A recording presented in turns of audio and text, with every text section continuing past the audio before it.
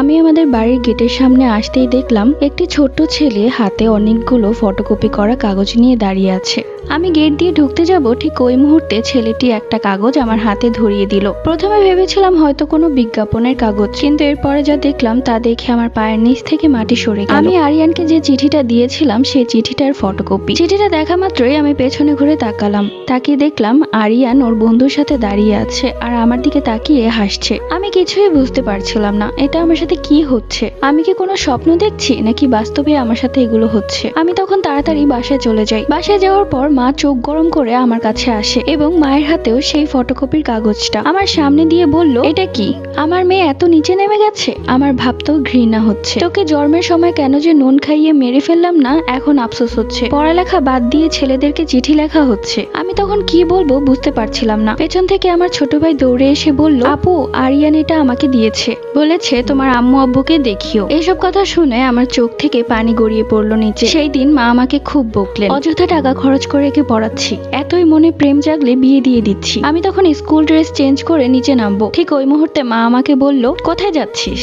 আবার ওই ছেলেটার সাথে দেখা করতে যাচ্ছি? না, আমি আমার বান্ধবীর বাসায় যাচ্ছি ইম্পর্টেন্ট নোটস আনতে। এরপর মা আমাকে আর কিছুই বলেনি। সিঁড়ি দিয়ে নিচে নেমে দেখলাম বাড়ির বড় গেটের সামনে আরিয়ান ওর বন্ধুকে নিয়ে দাঁড়িয়ে আছে আর ফোনে কিছু একটা দেখছিল। আমি তখন আরিয়ানের কাছে যাই। আরিয়ান আমাকে বলল, কি হয়েছে? মা বকেছে খুব? আমি তখন ওর বন্ধুদের সামনে কষিয়ে একটা থাপ্পড় মারি ওর গালে। ওর বন্ধুরা সব থ হয়ে গেছে। জীবনে প্রথমবার কোনো মেয়ের হাতে থাপ্পড় খেয়েছে আরিয়ান, তাই ওর মাথা নিচু হয়ে গেছে। আমি তখন কাঁদতে কাঁদতে বললাম, আমি ভালো ছেলে মনে করেছিলাম, কিন্তু তুই যে একটা বাজে ছেলে সেটার প্রমাণ দিলি। আফসোস হচ্ছে, তোর মতো বাজে ছেলের জন্য আমার ফিলিংস হতো। এই বলে তাকে আমি ইচ্ছে মতো বকে সেখান থেকে চলে যাই। এরপর বান্ধবীর বাসা থেকে নোটস আনার সময় দেখলাম বড় গেটের সামনে আরিয়ান ওর বন্ধু নিয়ে দাঁড়িয়ে আছে। আমি তখন আরিয়ানকে দেখেও না দেখার ভান করে চলে যাই। আরিয়ান বাকরুদ্ধ হয়ে আমার দিকে তাকিয়ে আছে। পরের দিন স্কুলে যাওয়ার সময় দেখলাম আরিয়ান ওর বন্ধুকে নিয়ে আমার পিছু পিছু আসছে। আমি আর পাত্তা দিইনি, নিজের মতোই চলা শুরু করলাম। লাইফের প্রথম ভুল করেছিলাম এই ছেলেটাকে ভালোবেসে। ওর কৃতিকর্মের পর থেকে সব ছেলেদের প্রতি আমার ঘৃণা হতো, তাই ঠিক করেছি যা মান সম্মান যাওয়ার গিয়েছে, এবার আর এইসব না,